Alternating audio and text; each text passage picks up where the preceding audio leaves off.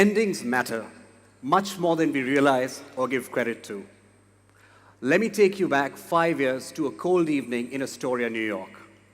It was cold. There was snow all around. There was a light drizzle. I could sense wind gushing past. I was wearing a black coat. For a moment, I felt like Superman. There was even music. I think it was trance. And then, out of nowhere, I met with a bizarre accident. I don't know what happened next, but I remember waking up in a quaint hospital a few hours away, and I discovered to my horror that my bone, which is unfunnily called the humerus, was broken into many parts. The first 3 thoughts that came into my head were as follows. First, I have a job interview tomorrow. This is the very end of my business school. How am I going to make it for that? I had worked very hard to get that job. Everything was almost set. I just needed to clear the last round. And here I was in the hospital. The next thought was that I have a dynamic marketing paper due in 3 days. How am I going to make it happen? And last and most importantly, the thought that crept into my mind was that I have a graduation party to attend in a different continent 1 week away. How am I going to make it there? This negotiation with the ending towards the very culmination of my MBA developed a fascination about understanding what endings are and how they influence us. 5 years out, it's one of the most distinct memories I have out of business school, and it defines my business school experience. To be clear, I don't remember it unfavorably at all. Like a great movie, there were highs, there were lows, but I fought back. I actually appeared for that interview. Thank you, Skype. I sat on a hospital bed, fixed the laptop in front of me, and hustled through. I wrote that exam.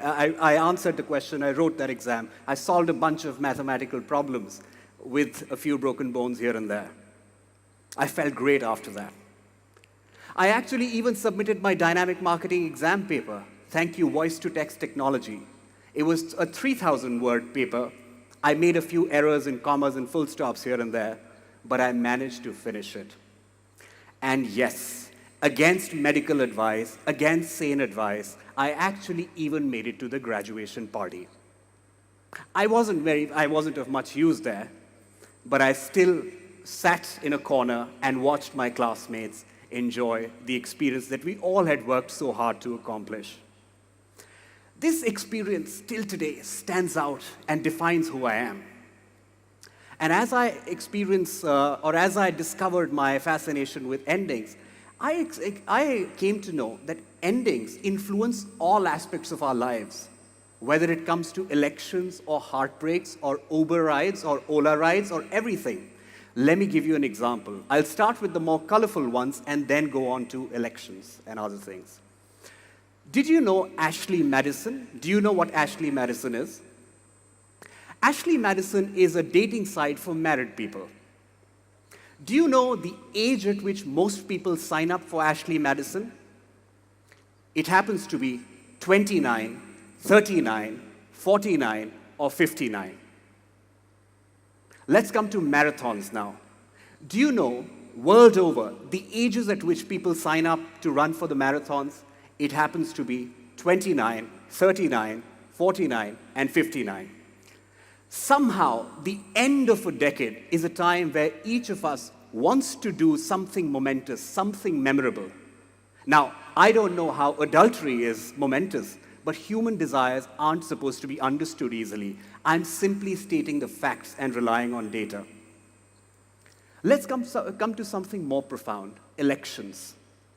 Did you know one of the most accurate predictors of who will win the election is how the economy performs in the last and final year? Many believe that Hillary Clinton would have been the president of the USA had FBI Director James Comey not sent out that email that somehow implicated her in an abuse of power. This email was sent 10 days before the election and resulted in an immediate drop of popularity of Hillary Clinton. What happened next, we all know. But without getting sucked into a political debate, please know that even for something as all-encompassing as elections, endings matter a great deal. Now let's come to heartbreaks and divorces. Divorces spike in the month of March and August. Let me tell you why. Couples who are struggling to make things work often tend to take a vacation towards the end of December. But without addressing the core problem, often a vacation is just a distraction. When they come back from the vacation, they realize that nothing profoundly has changed. Things are still the same, so they hit the lawyers in the month of January. Most divorces take about 4 to 6 weeks, if not more, to culminate, and that explains the March peak. August is something even more interesting. Turns out that parents keep it together for the sake of their children till the end of June, the school year, and then add 4 to 6 weeks to it. That explains the August spike. Now that I've explained how elections influence all aspects of our being, let me give you a theoretical framework in which you can put it together. Nobel laureate Daniel Kahneman studied this in great detail. He called it the duration neglect. We as human beings don't think in facts and figures, we think in stories. And when we think of these stories, we pay an inordinate weightage to what happens towards the very end and what happens towards the peak. He called it the duration neglect and explained it through various examples. Now, with this theoretical framework, can I expect you to deal with endings better? Probably not, but maybe it's helpful to keep in mind. Look, no research or scientific finding can help us deal with endings better. That's why we have art and literature to help us cope with things better. Towards the end, I just want to leave you with 3 things about endings that each of you can apply in your daily lives to make it slightly better. First is that endings matter. They help us encode, they help us evaluate, but they also cloud our judgment and twist our memory. Simply being aware of the power of endings can help us realize that the story our mind is telling us might be very different from what actually happened. Second, we can create endings. Since we know the power of endings and we know that it influences all our lives, it's to a certain extent up to us how we end things. Whether we're talking about ending a relationship, finishing up a job, or deciding how to end your day or how to end your date, it is to a certain extent up to us how we leave it, because that's going to be a very large part of how we remember it. In the audience and world over, there's some of us who always remember the negative aspects of relationships, of the way things turned out. But negativity comes at a cost. It reduces our happiness. But there's some of us who can create these endings and help us remember the story that we went through as people in a slightly better fashion. So the call to action to each of you is try and start small, but end things on a high. It'll help you deal with things better. And lastly, accept endings. Without endings, there are no beginnings. Without endings, there is no great literature, no art, no music.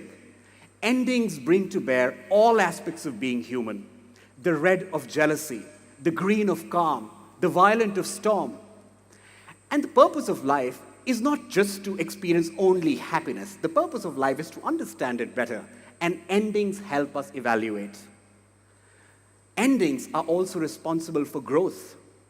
As Ray Dalio, the famous hedge fund investor, famously put it, pain plus reflection equal to progress. Endings are often followed by a short amount of pain, often that's extended. But that, coupled with reflection, leads to personal growth, societal growth, and growth as a collective altogether. So as we deal with endings, as we negotiate with them, I want you to experience the bliss. I want you to experience the pain plus reflection equal to progress as a collective. Because as we march into the future, thinking as a collective about global challenges is going to be especially important. I started with a cold night in Astoria and how I negotiated with my ending, and I equated it to a movie. Let me end with a movie as well. You know, we all watch movies, read books, and we are told about happy endings. I actually don't wish you all happy endings. I wish you all meaningful endings. Endings with highs, lows, that take you through an inordinate journey. And those endings, like great movies, will help you develop a beautiful purpose or a relationship with life, but hopefully without broken bones like me. If there's one thing you remember from this entire talk, it should be this sentence, the very ending. Every story is a happy story if we know where to put an end to it. Thank you.